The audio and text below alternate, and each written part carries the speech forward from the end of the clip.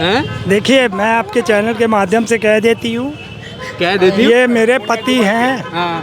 ये मेरे नहीं, ये मेरे पति हैं। मैं आपको बता रही हूँ, मैं नरेंद्र मोदी को वो सबक सिखाऊंगी, इसने मेरे मंगलसूत्र पे हाथ डालने की कोशिश की है। अरे विपक्षी डर गए हैं तो इनको काहे का डर हो रहा है? तो ये चिल्ला कह रहे हैं 400 पार 400 पार, बार बार नारा काहे के लिए लगा रहे हैं? अपना शांत होकर घर में बैठे और दूसरे को कह रहे हैं कि यहाँ यूपी में डर रहे हैं राहुल गांधी और उनके प्रियंका गांधी। तो ये खुद जाके बनारस छोड़ के जाके वहाँ अपने यहाँ से लड़ रहे हैं ना, गुजरात से। ये नहीं डर रहे हैं? गुजरात छोड़ के यहाँ क्यों आए हैं? जब प्रधानमंत्री जी देश के हिंदू मुसलमान कर रहे हैं, जो विश्व में डंका अपना बजा रहे थे पूरे विश्व में, वो भारत में ही अपना डंका गिरा दिए, गंवा बैठे। 2 चरण के चुनाव होते हिंदू मुसलमान करने लगे प्रधानमंत्री। जनता बनाम मोदी जी का चुनाव है और जनता हमेशा जिस तरह चाय बेचने वाले को इसी देश की जनता ने प्रधानमंत्री बना दिया और यही जनता प्रधानमंत्री को फिर चाय बेचने पर मजबूर कर देगी इसी प्रधानमंत्री को। नमस्कार दोस्तों, 2024 के चुनाव के अंदर गर्मा गर्मी का माहौल बहुत तेज़ है और इसी को लेकर आज खबर आ रही है कि उत्तर प्रदेश से राहुल गांधी और प्रियंका गांधी चुनाव लड़ सकते हैं। उसके बाद में माहौल देखना होगा कि उत्तर प्रदेश का कितना गर्म हो सकता है, क्योंकि प्रधानमंत्री मोदी जी कह रहे थे कि ये गांधी परिवार अमेठी और रायबरेली छोड़कर चला जाएगा। और उसी तरह से आज प्रधानमंत्री ने कहा कि 400 पार का नारा अब तो लगभग 2 चरणों के बाद में पूरा हो चुका है। इसी को लेकर जनता से जानने की कोशिश करेंगे कि क्या 2 चरणों के बाद में प्रधानमंत्री का जो 400 पार का नारा था, क्या वो 400 पार के नारे के लिए 2 चरणों में वोटिंग हो चुकी है? अब जिस तरह की वोटिंग हुई है उसका परसेंटेज भी तो निकाल लीजिए कि 50-52% वोटिंग हो रही है। कह रहे हैं कि विपक्षियों का वोटिंग नहीं हो रहा, वो तो डर गए हैं, तो खुद मान लिया कि 400 सीट आ रही हैं। अरे विपक्षी डर गए हैं तो इनको काहे का डर हो रहा है? तो ये चिल्ला कह रहे हैं 400 पार 400 पार, बार बार नारा काहे के लिए लगा रहे हैं? अपना शांत होकर घर में बैठे और दूसरे को कह रहे हैं कि यहाँ यूपी में डर रहे हैं राहुल गांधी और उनके प्रियंका गांधी। तो ये खुद जाके बनारस छोड़ के जाके वहाँ अपने यहाँ से लड़ रहे हैं ना, गुजरात से। ये नहीं डर रहे हैं? गुजरात छोड़ के यहाँ क्यों आए हैं? वहाँ से भगाए गए हैं तभी तो आए हैं। कहाँ डर रहा है? 26 की 26 आ रही है। 26 की 26 आ रही, वो तो अभी देखा जाएगा। अभी नामांकन रद्द हो गया, सूरत में हो गया है और आज उसमें हो गया, इंदौर में। यहाँ भी तो 80 आ रही है उनके हिसाब से। यहाँ भी तो 80 की 80 आ रही है यूपी में। अरे 85 बता रहे हैं अमित शाह। अरे तो भैया 600 करोड़ मतदाता होंगे उनकी नज़र में। मोदी जी का बयान तो सुनते ही रहते हो, अटपटा तो बयान देते हैं। तो 600 करोड़ मतदाता होंगे तो 85 सीट यहाँ अपने आप ही निकल आएगी। 80 में से 85।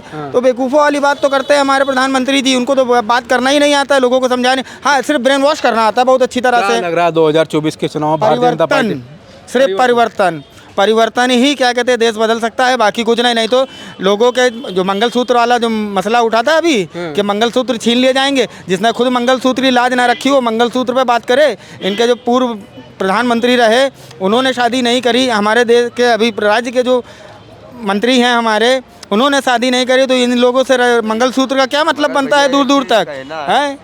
अगर देश में अगर कोई भी प्रधानमंत्री हो तो ऐसा हो कि इस देश में कोई भूखा प्यासा कहीं तक मरना नहीं चाहिए। मोदी जी कह दो रहे 5 किलो राशन मिल रहा है। 5 किलो राशन में क्या होता है, गेहूं और चावल मिल जाएगा तो क्या उसके साथे तेल नहीं लगता, कि नमक नहीं लगता, कि मसाला नहीं, क्या कि उसको मतलब ऐसे फाँक के मतलब क्या ऐसे मोदी जी हो या कोई प्रधानमंत्री जी हो, क्या मतलब चावल गेहूं खा के जी भर सकते हैं? ऐसा नहीं होता है। विधान में लिखा गया है हर जीव को भोजन चाहिए, आकाश से लेके पाताल तक इतने जीव आत्मा हैं, उनको भोजन कौन देने वाला है बताइए हमको? आकाश में पंछी उड़ते हैं। तो क्या लग रहा है 2024 के चुनाव का है, आप कहाँ आकाश पर पहुँच गए हैं? आकाश पाताल तक देखने वाले एक बाबा भोलेनाथ शिव हैं, जो दुनिया का भ्रमण करके वो शिव कह तो रहे हैं कि मैं भगवान शिव की सरजमीन से चुनाव लड़ता हूँ और वहीं से। तो ठीक है, वो बाबा भोलेनाथ से ये कहें कि जितने जीव बाबा काशीनाथ का आशीर्वाद बता रहे हैं मोदी जी। अरे मैं तो ये कहता रहा कि बाबा भोलेनाथ इस दुनिया में है नहीं, इसी दुनिया में है, ऐसा नहीं है। मगर हर जीव को रहना, खाना, परेशानी, उसके लिए तो राहुल गांधी कह रहे हैं 8500 रुपये हर महिला खाते में देंगे हर महीने। अरे वह तो ठीक है, राहुल गांधी जी कह रहे हैं। क्या राहुल गांधी जी देश से अलग थोड़ो हैं, तो इसी देश में। तो किस पे भरोसा है आपको, मोदी जी पे, राहुल गांधी? मगर ठीक है, जो भी आए मगर वो सच्चे दिल से आए और बैठे। वो पहले ये सोचे कि इस देश के गरीब जनता जिसको काम धंधा नहीं मिलता, ठेकेदार लोग काम करवाते हैं, अनाप शनाप पैसा लेके जाते हैं। विभाग के अधिकारी वो ठेकेदारों से मिले रहते हैं, इंजीनियरों से, लेबर का बेचारों का पैसा सरकार कौन सी चाहिए, मुद्दा ये है सरकार तो उनको। जो जनता चाहे वही आनी चाहिए, ऐसा नहीं है। इंसान सब सरकार हिंदू और मुसलमान चाहिए। जब प्रधानमंत्री जी देश के हिंदू मुसलमान कर रहे हैं, जो विश्व में डंका अपना बजा रहे थे पूरे विश्व में, वो भारत में ही अपना डंका गिरा दिए, गंवा बैठे। 2 चरण के चुनाव होते हिंदू मुसलमान करने लगे प्रधानमंत्री। भारत के तो इतिहास हिंदू में मुसलमान के नाम पे तो वोट मिलता है ना। ये छोट भैया नेता करते थे भाजपा के, लेकिन इस भारत के इतिहास में पहली बार हुआ कि इस देश का प्रधानमंत्री, भारत के हर प्रधानमंत्री अमन और चैन और भाईचारा की बात करता था। वो तो मोदी जी भी करते हैं। ये पहला प्रधानमंत्री है जो हिंदुस्तान का पाकिस्तान, कब्रिस्तान, घुसपैठी, जब फायदा होता है सभी को भाई बना लेता है। ये वैसा प्रधानमंत्री है। और दूसरी जगह जाता है कि इसी मुसलमानों को घुसपैठी और बच्चा पैदा करने वाली मशीन बताता है। ये ऐसा प्रधानमंत्री है। इस बार देखिए, जनता चुनाव लड़ रही है।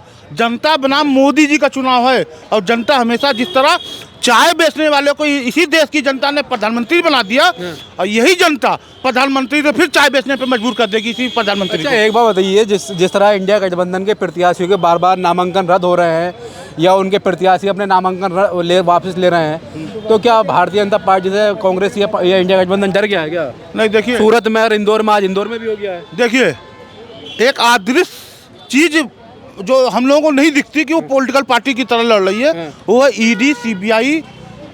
पहले प्रधानमंत्री जी जो हृदय परिवर्तन करा रहे थे नेताओं का, ईडी के जरिए, चाहे महाराष्ट्र से लेकर यूपी तक, कश्मीर से लेकर कन्याकुमारी तक के नेताओं का जो हृदय परिवर्तन मोदी जी अपने प्रशासन, ईडी, सीबीआई और यहाँ तक कि जजों के द्वारा कराया गया हृदय परिवर्तन। लेकिन इस देश की जनता का हृदय परिवर्तन नहीं करा पा रहे मोदी जी। यही बौखलाहट है मोदी जी की, जो हिंदू मुसलमान पर उतारू हो गए। और आते आते 7वें चरण आते आते यही प्रधानमंत्री पुलवामा और पाकिस्तान पहुँचेंगे। उम्मीद है, पूरी उम्मीद है। शमशान, कब्रिस्तान, बलात्कार तक पहुँचेंगे यही प्रधानमंत्री। इतना गिर चुके हैं हमारे देश के प्रधानमंत्री। आ जाइए, आ जाइए। क्या भैया, क्या है ये, क्या कर रहे हैं आप? क्या कर रहे हैं आप?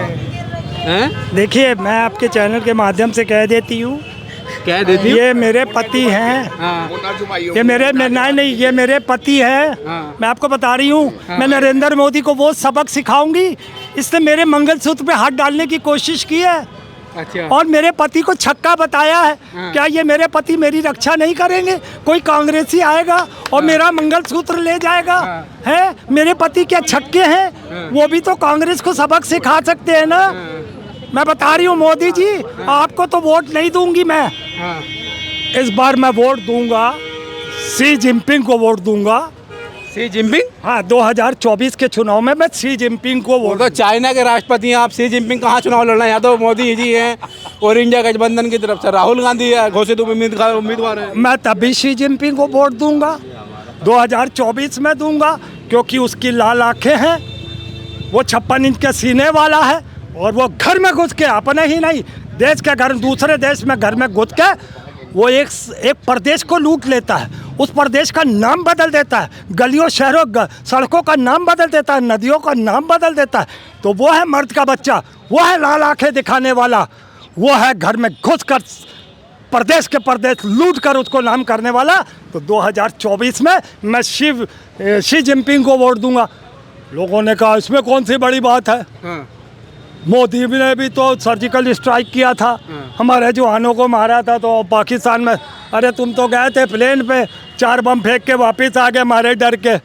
तुम्हारे अंदर तो घुसा हुआ शी जिनपिंग, तो बड़ा कौन हुआ शी जिनपिंग? तो हम काहे मोदी को वोट देंगे? हम तो 14 शी जिनपिंग को वोट देंगे। 2024 के चुनाव चल रहे हैं, आप भी उस मंगलसूत्र की तरह इधर उधर शी जिनपिंग का उधर भाग रहे हैं। सीधी सी बात बताइए ना, जनता किस पर भरोसा करेगी? मोदी की गारंटी पे या राहुल गांधी गारंटी पे? वो कह रहे हैं 8,500 देंगे, वो कह रहे हैं मैं गारंटी दे रहा हूँ। नरेंद्र मोदी की पत्नी ने कहा था इसकी गारंटी पर इतबार मत करना, इसकी गारंटी पे आज मेरा ये हाल है, देश का क्या हाल होगा? तो जिसकी पत्नी ऐसे बयान दे रही हो तो आप उससे ज़्यादा और क्या कहेंगे? राहुल गांधी कह रहे हैं 8,500 हर गरीब महिला खाते मिलेंगे। मैंने कहा ना, कि गठबंधन हो या कांग्रेस, उसके झूठे वायदे नहीं है कि 15 लाख 2 करोड़ नौकरियां। हमने अपने हैसियत के अनुसार अपना मैनिफेस्टो बनाया। हमने जो नौकरियों के वायदे किए हैं, हमने जो महिलाओं के साथ पैसे देने की बात की है, हमने जो युवाओं के साथ बात की है, हमने जो किसानों के लिए MSP और उस पर जो GST हटाना के काम, जो उनके ज़रूरत के सामान हैं, उसके औजार हैं, किसानी औजार, उस पर पूरी तरीके GST को ख़त्म कर दिया जाएगा। तो आपको क्या लगता है कि हम इतनी देर से नौटंकी कर रहे हैं? 2 चरणों के चुनाव तो हो चुके हैं, तीसरे चरण का बाकी है। राजस्थान के अंदर हो गया है चुनाव, और आपका क्या कहते हैं उत्तर प्रदेश के जो पश्चिमी उत्तर प्रदेश है उसके अंदर हो चुका है। तो क्या माहौल लगा आपको इस बार चुनाव में? 190 सीटों में आप ये समझ लीजिए 75 से 80% सीटें गठबंधन कांग्रेस अलायंस की है। कुल भाजपा 25% सीटों पे। बात ही नहीं समझ रहे हो। आपने मांगा क्या है और आपके अपने वोटर नहीं निकले। आपके मायूस हो गए मोदी जी से, मायूस हो गए, बिल्कुल 100% बिल्कुल। राजस्थान में जो सरकार बनी, क्या उन्होंने अपने वादे पूरे कर दिए? 500 रुपये में सिलेंडर दे रहे थे, 500 रुपये में। मोदी जी तो कह गए थे 450 मिलेगा, है तो दे दिया अभी 5 महीने ही हुए हैं ना जी। मैं ये कहना चाह रहा हूँ, मजीद अहमद नाम है मेरा। समाजवादी पार्टी से भी हम गठबंधन लगते हैं, समाजवादी पार्टी के भी हम नेता हैं। लेकिन मोदी जी ने अभी महिलाओं को पेंशन बांटी थी, महिलाओं को पेंशन का वादा किया था, और युवाओं को नौकरी देने का वादा किया। उन्होंने कोई वादे सब झूठे किए। ई रिक्शा चालकों को उन्होंने बेरोजगार कर दिया, उन्होंने ई रिक्शा चालकों को बेरोजगार कर दिया। जो कारोबार हम रोजी रोटी कमा रहे हैं उसको भी गारद कर दिया। पुलिस के शासन में पुलिस को बता दिया कि मजीद अहमद कौन है या ई रिक्शा चालक कौन है। जी, मोदी जी। पुलिस भेदभाव कर रही है आपके साथ में? पुलिस भेदभाव कर रही है। मोदी जी ने भेदभाव कर दिए। 85 साल में रिटायर कर देंगे पुलिस वालों को।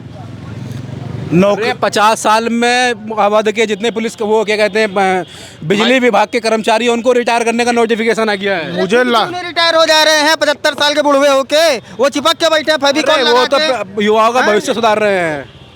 हाँ बताइए। 2024 के चुनाव में 2 चरण हो गए, तीसरे चरण में अब आज राजनाथ सिंह ने भी नामांकन कर दिया यहाँ से। देखो, इसको हमारे जो अंबेडकर पे विश्वास रखते हैं, बाबा भीमराव अंबेडकर पे विश्वास रखते हैं, जिन्होंने संविधान लिखा है, ठीक है। अब भाजपा कहती है, भाजपा के बड़े बड़े नेता कहते हैं कि मैं संविधान बदल दूंगा। तो ये जनता को विचार करना है कि संविधान बदलना है या वोट दे करके सरकार बदल देनी है। जनता, क्योंकि पार्टी का भाई कांग्रेस का खाता सील है। 400 सीटें भारतीय जनता पार्टी की आ जाती है, तो इसका मतलब देश की जनता संविधान के अंदर बदलाव चाहती है। भाई संविधान जो है भारतीय जनता पार्टी कह रही है कि मैं संविधान बदल दूंगा, तो इसको तो दलित भाइयों को सोचना चाहिए जो अंबेडकर के हैं। उनको आप ब्राह्मण होकर सोच रहे हैं, लेकिन दलित नहीं सोच रहे हैं। वो दलित तो सोचेंगे, आज नहीं सोचेंगे तो बदल जाएगा संविधान, तब वो पकड़ करके बाबा भीमराव अंबेडकर की मूर्ति रोएंगे।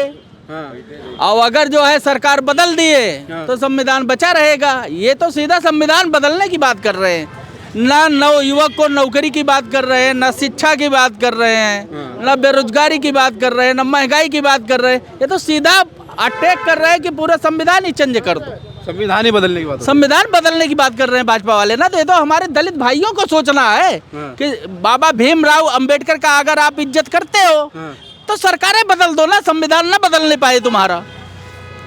और नहीं तो ये संविधान तो बदल ही देंगे, अगर आ गए तो संविधान बदलेंगे। तो खुला चैलेंज कर रहे हैं।